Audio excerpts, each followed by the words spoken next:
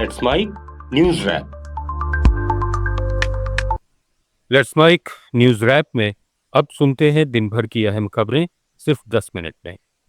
सबसे पहले सुर्खियां। पीएम आवास के बाहर कांग्रेस का धरना, राहुल प्रियंका ने मांगा पीएम और शिक्षा मंत्री का इस्तीफा। दिल्ली हाई कोर्ट ने वांगचुक को दी मेदांता शिफ्ट करने की इजाजत, वांगचुक ने किया अनशन जारी रखने का ऐलान। और सिक्किम की निर्माणाधीन टनल पर लैंडस्लाइड, 10 मजदूरों की मौत, 17 अब भी फंसे, रेस्क्यू करने गए कुछ वर्कर्स हुए बेहोश। अब खबरें विस्तार से। नीट पेपर लीक मामले को लेकर कांग्रेस ने प्रधानमंत्री आवास के पास प्रदर्शन किया। राहुल गांधी, प्रियंका गांधी और कांग्रेस अध्यक्ष मल्लिकार्जुन खड़गे समेत कई नेता 7 लोक कल्याण मार्ग के पास धरने पर बैठे और प्रधानमंत्री मोदी और शिक्षा मंत्री धर्मेंद्र प्रधान के इस्तीफे की मांग की। प्रदर्शन के दौरान कांग्रेस कार्यकर्ताओं ने सरकार के खिलाफ नारेबाजी की। सुरक्षा कारणों से मौके पर भारी पुलिस बल तैनात किया गया, जिसके बाद कई नेताओं और कार्यकर्ताओं को हिरासत में लिया गया। वहीं कांग्रेस के प्रदर्शनकारी नेताओं से बातचीत करने के लिए केंद्रीय मंत्री जितेंद्र सिंह पहुंचे। राहुल गांधी से चर्चा करने के बाद वे गृह मंत्री अमित शाह के पास गए। शाह से बातचीत के बाद वे फिर धरना स्थल पहुंचे।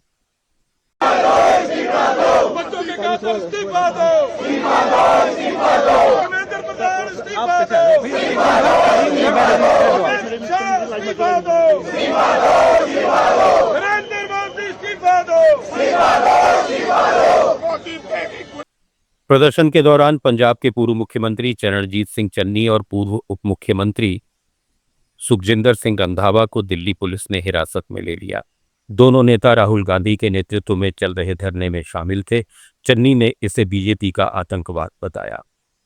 ये आतंकवाद है, बीजेपी का आतंकवाद है। ये बीजेपी का आतंकवाद है।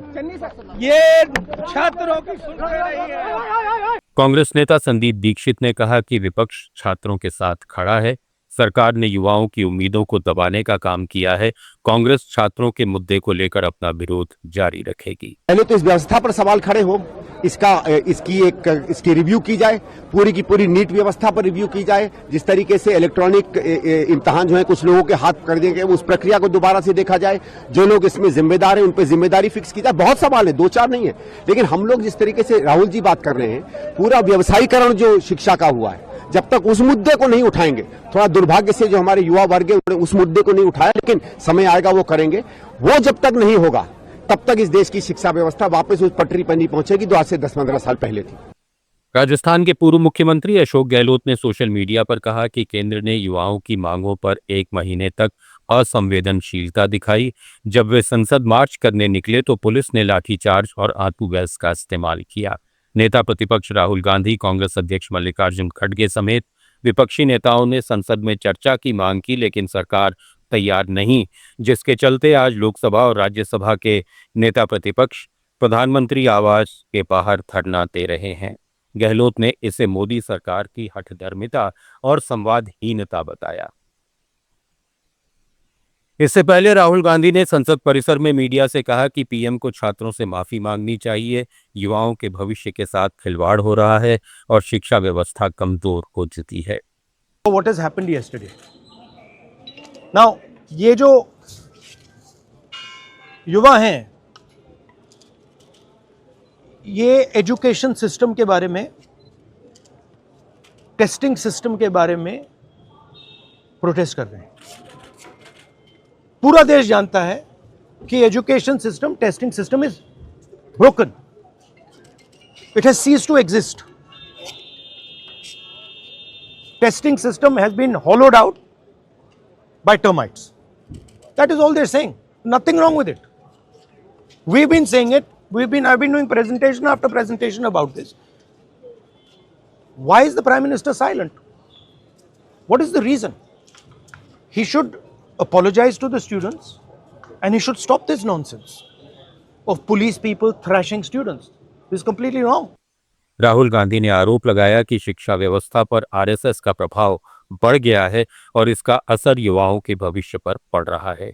विपक्ष छात्रों के मुद्दे को संसद में लगातार उठाता रहेगा। Destroyed. What are these students here? they are not just complaining about the education system. They are complaining about their future. They are saying that in this country today, because of Mr. Adani and Ambani, because of the RSS complete takeover of the education system, because of the pracharaks becoming vice chancellors of universities, we have no future. That's what they're saying. This is not just about education. This is about the future of young people. They watch, they look at Mr. Ambani's wedding and they watch. 1,000 crores being spent over there and they have no money to open a business if they want. They have no future. That is what this is about. This is much bigger than simply education. This is the students of this country saying, in India, we have no future. We want a future. This is legitimate. There's nothing wrong with this. Delhi high court ने सामाजिक कार्यकर्ता सोनम वांगचुक को बड़ी राहत देते हुए उन्हें सफदरजंग अस्पताल से मेदांता अस्पताल में शिफ्ट करने की अनुमति दे दी है। यह फैसला उनकी पत्नी गीतांजलि की याचिका पर सुनाया गया। सभी पक्षों की दलीलें सुनने के बाद अदालत ने कहा कि वांगचुक का इलाज अब मेदांता में कराया जा सकता है। कोर्ट ने निर्देश दिया कि सफदरजंग अस्पताल वांगचुक के इलाज से जुड़े सभी मेडिकल रिकॉर्ड तुरंत मेदांता को सौंपे, जहां डॉक्टरों का विशेष पैनल उनके इलाज की निगरानी करेगा। सोनम वांगचुक की पत्नी डॉक्टर गीतांजलि आंगमो ने दिल्ली हाईकोर्ट के फैसले का स्वागत किया। उन्होंने कहा कि सोनम को अपनी पसंद के डॉक्टर और अस्पताल में इलाज कराने का अधिकार है।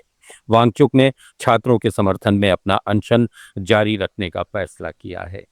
दूसरी तरफ सीजेपी के जंतर मंतर पर प्रदर्शन के 32वें दिन पार्टी ने प्रदर्शन स्थल के लिए जरूरी सामान की अपील की है। सीजेपी प्रवक्ता आशुतोष नाका ने सोशल मीडिया पोस्ट के जरिए लोगों से 2 से 3 portable mic, medical kit, torch और झाड़ू पहुंचाने की मांग की। उन्होंने दावा किया कि कई प्रदर्शनकारी घायल हुए हैं, इसलिए बैंडेज, डेटॉल, पैरासीटामोल और दर्द की दवाओं की जरूरत है। सीजेपी का कहना है कि पुलिस कार्रवाई के बाद धरना स्थल को नुकसान पहुंचा है और रोशनी की भी कमी है। सीजेपी ने कहा है कि मांगे पूरी होने तक जंतर मंतर पर आंदोलन जारी रहेगा। आम आदमी पार्टी के राष्ट्रीय संयोजक अरविंद केजरीवाल जंतर मंतर स्थित प्रदर्शन स्थल पहुंचे। उन्होंने प्रदर्शनकारियों से शांतिपूर्वक डटे रहने की अपील करते हुए कहा कि जनता की आवाज के आगे हर सरकार को झुकना पड़ता है। बीजेपी सांसद कंगना रनौत ने संसद मार्च के दौरान हुए प्रदर्शन पर प्रतिक्रिया देते हुए कहा कि उस दिन संसद के अंदर का माहौल बेहद तनावपूर्ण था। भीड़ के हमले की आशंका से सभी सांसद घबरा गए थे और सुरक्षा कारणों से संसद के गेट भी बंद कर दिए गए थे। उन्होंने कहा कि दिल्ली पुलिस ने सांसदों की सुरक्षा के लिए खुद पर पथराव झेला और सराहनीय काम किया। संसद के मानसून सत्र के दूसरे दिन नीट पेपर लीक मुद्दे पर विपक्ष के जोरदार हंगामे के चलते लोकसभा और राज्यसभा की कार्यवाही बुधवार तक स्थगित कर दी गई। विपक्ष ने दोनों सदनों में चर्चा की मांग को लेकर नारेबाजी और प्ले कार्ड दिखाए। कांग्रेस अध्यक्ष मल्लिकार्जुन खड़गे ने आरोप लगाया कि उन्हें सदन में बोलने नहीं दिया गया और उनका माइक बंद कर दिया गया। वहीं नेता प्रतिपक्ष राहुल गांधी ने विपक्षी सांसदों के साथ लोकसभा स्पीकर ओम बिरला से मुलाकात कर इस मुद्दे पर चर्चा की मांग की। दूसरी ओर एनडीए संसदीय दल की बैठक के बाद किरेन रिजिजू ने कहा कि प्रधानमंत्री मोदी ने पेपर लीक के दोषियों के खिलाफ सख्त कार्रवाई का भरोसा दिया है। संसद के मानसून सत्र के बीच एनडीए संसदीय दल की मंगल मिलन बैठक में प्रधानमंत्री नरेंद्र मोदी ने कहा कि नीट पेपर लीक मामले में सरकार ने सख्त कदम उठाए हैं और भविष्य में ऐसी घटनाएं रोकने के लिए मजबूत व्यवस्था बनाई गई है। पीएम ने बताया कि मामले में 13 लोगों को गिरफ्तार कर जेल भेजा गया है और छात्रों का भविष्य सुरक्षित रखने के लिए पुनर्परीक्षा और परिणाम में तेजी दिखाई गई। सिक्किम के नामची जिले में एक निर्माणाधीन सुरंग ढहने से बड़ा हादसा हो गया। National hydro power corporation Teesta stage 6 जल विद्युत परियोजना की सुरंग में भूस्खलन के कारण अचानक ढह जाने से 10 मजदूरों की मौत हो गई, जबकि कई फंसे हुए हैं और बचाव अभियान चल रहा है। सुरंग में गैस रिसाव की भी आशंका है, जिससे बचाव कार्य जटिल हो गया है। मुख्यमंत्री ने प्रधानमंत्री से बात की और केंद्र से हर संभव मदद का आश्वासन मिला है। सुरंग में मीथेन गैस लीक होने की आशंका है। कई बचाव कर्मियों को अंदर जाने के दौरान चक्कर आए, कुछ बेहोश भी हो गए, जिससे रेस्क्यू ऑपरेशन प्रभावित हुआ। आप सुन रहे थे let's mic more than radio. Follow कीजिए हमें हमारे सोशल मीडिया प्लेटफॉर्म्स पर।